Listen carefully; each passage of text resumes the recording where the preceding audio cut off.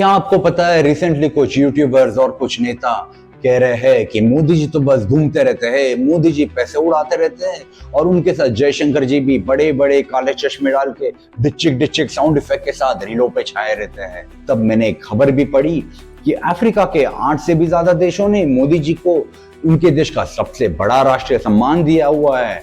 क्या आपको पता है पिछले कुछ सालों में मोदी जी ने 20 से भी ज्यादा अफ्रीकन कंट्री के दौरे किए, और हाँ, वही अफ्रीकन कंट्री जहां पे भारत ने पिछले कुछ सालों में 1 लाख करोड़ से भी ज्यादा का इन्वेस्टमेंट किया। हाँ दोस्तों, 12 बिलियन डॉलर से भी ज्यादा का इन्वेस्टमेंट। और मैं भी हो गया शॉक और चल पड़ा इस खबर के पीछे कि क्या था इंडिया का ये मास्टर स्ट्रोक, मोदी जी का और जयशंकर का ये मास्टर स्ट्रोक और फॉरेन पॉलिसी की खेल दुनिया के ये शतरंज के खेल में। तो मैं हूं प्रवीर बालिगा और नमस्कार और welcome to voice. This is voice of Indian citizen, और हम चलेंगे इस खोज की तरफ जानने के लिए इन डिचिक डिचिक यूट्यूबर्स और नेताओं के बात में कितनी सच्चाई है और कितना बेवकूफ बना रहे लोगों को। अफ्रीका दुनिया का सबसे अंडर एस्टिमेटेड कॉन्टिनेंट है। 54 कंट्रीज है अफ्रीका में। हाँ दोस्तों, अफ्रीकन कॉन्टिनेंट में 54 देश है, 140 करोड़ का पॉपुलेशन और 200 ट्रिलियन का मिनरल छुपा है अफ्रीकन जमीन में। आपके गोल्ड चेन से लेकर हमारे मोबाइल फोन की बैटरी तक, हमारे इलेक्ट्रॉनिक स्कूटर से लेकर हमारे इलेक्ट्रॉनिक कार्स और बसेस तक, इवन हमारे ट्रेन से प्लेन तक या हमारी बड़ी फैक्ट्री तक, हर बैटरी या हर धातु या हर मेटल कहीं ना कहीं अफ्रीका के सरजमी से जुड़ा हुआ है। लेकिन भारत यहां लूटने नहीं, भारत यहां बनाने आया। अफ्रीका के railways, solar grids, hospital, digital school, defence training, जहां पे इंडियन आर्मी, नेवी, एयरफोर्स एक साथ ड्रिल करते हैं, और ये सब कुछ बिना किसी लोन ट्रैप के। शायद इसी वजह से अफ्रीका के अन्य राष्ट्रपति कहते हैं कि जब चाइना पैसा देके लोन ट्रैप देता है, भारत भरोसा देता है और विश्वास जताता है। और जानते हैं इंडिया का सबसे एक गहरा जीता जागता रिश्ता अफ्रीका का। हम बात कर रहे हैं सिद्दी कम्युनिटी के बारे में।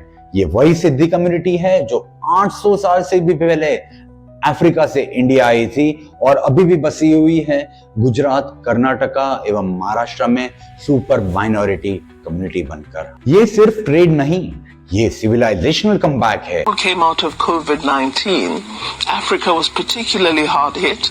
We were the last to get vaccines. Everybody hoarded the vaccines except India. I must say India allowed us to purchase vaccines from India early.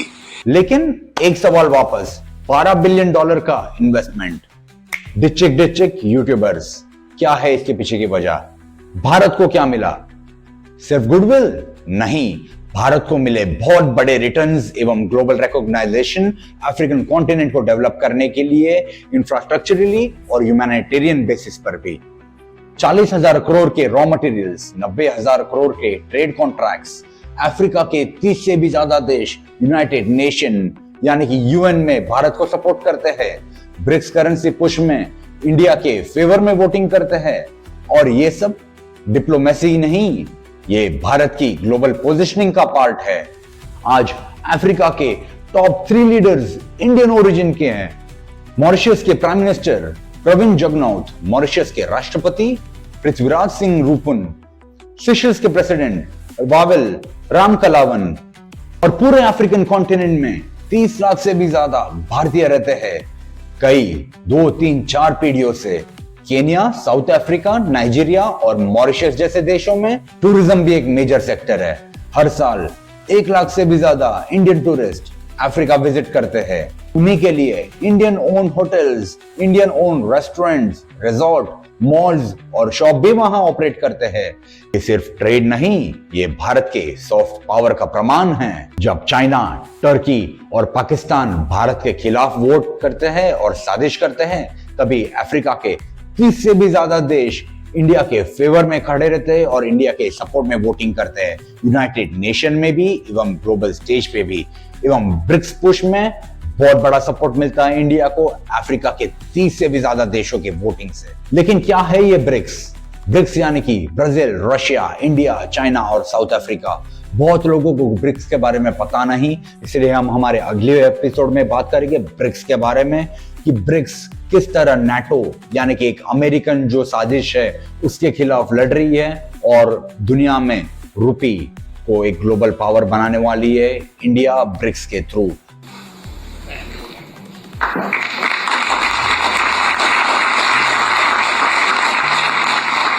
ये सिर्फ डिप्लोमेसी नहीं, ये इज्जत का रिश्ता है। शायद इसी कारण प्राइम मिनिस्टर मोदी जी को अफ्रीका के देशों ने ही नहीं, दुनिया के अन्य देशों ने उनके देश का सबसे बड़ा राष्ट्रीय सम्मान दिया हुआ है। और शायद जयशंकर जी के इसी फॉरेन डिप्लोमेसी एवं स्ट्रैटेजी के वजह से जो मास्टर स्ट्रोक बन के आई इंडिया के लिए, इसी कारण शायद लोग उन्हें इतना प्यार दिखाते हैं, रेस्पेक्ट करते हैं और रीलों पर बरकरार रखते हैं प्यार दिखाते हुए, और डिच्चिक यूट्यूबर्स शायद इसी कारण चलते हैं। यह है इंडिया का एक साइलेंट मास्टर स्ट्रोक ब्रिक्स में। डॉलर, पाउंड और यूरो के जमीन पर भारत के साथ रुपये का भी राइज हो रहा है। और ब्रिक्स इवन ग्लोबल साउथ में भारत को जिस तरीके से ग्लोबल लीडर के तरीके से देख रहे, क्योंकि जब यूक्रेन में वॉर हुआ प्राइम मिनिस्टर मोदी जी को याद किया, जब ईरान इजराइल के बीच में या वॉर हुआ तभी प्राइम मिनिस्टर मोदी जी को याद हुआ।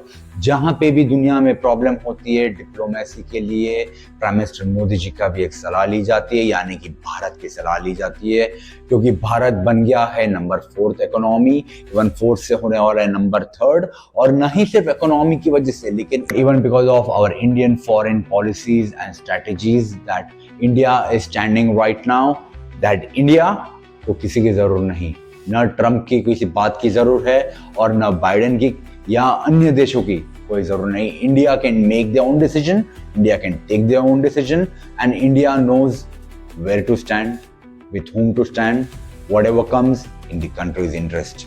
जब दुनिया डिवाइड हो रही है, जब इजराइल और गाजा में वॉर छिड़ी है, या इजराइल और ईरान में वॉर छिड़ी है, या यूनाइटेड स्टेट में राइट्स चल रहे हैं, या यूरोप में राइट्स चल रही है, सिविल वॉर जैसे तनाव की स्थिति है, तब भारत बाकी सारे देशों को यूनाइट कर रहा है अपने मास्टर स्ट्रोक के स्ट्रैटेजी के साथ। जब दुनिया डोमिनेंस में है, भारत डिग्निटी से आगे बढ़ रहा है, हाथ में हाथ जोड़कर एक ग्लोबल पावर के और बढ़ते हुए। और अफ्रीका के साथ यही रिश्ता मास्टर स्ट्रोक ही नहीं, मिसाइल बनेगा। इसलिए हमारे अगले एपिसोड पे बने रहिए, जो है ब्रिक्स के बारे में। इसमें अफ्रीकन कॉन्टिनेंट का कितना अहम रोल है, जहां पर 30 से भी ज्यादा देश इंडिया के फेवर में सपोर्ट करती है, और यही बनाएगा इंडिया को ब्रिक्स में नहीं, ग्लोबल साउथ में ही नहीं, लेकिन एक वर्ल्ड लीडर बन के और डॉलर के ऊपर बनेगा रुपये का दबंग। मैं हूं प्रवीर बालिगा और thank you so much for being with me. This is voice, यानी कि voice of Indian citizen. Thank you for being with us. जय हिंद, जय Bharat, stay safe, wear your helmets, wear your guards, take care of your family, take care of every citizen of India. This is Voice of Indian Citizen. Thank you so much. Jai Hind, Jai Bharat.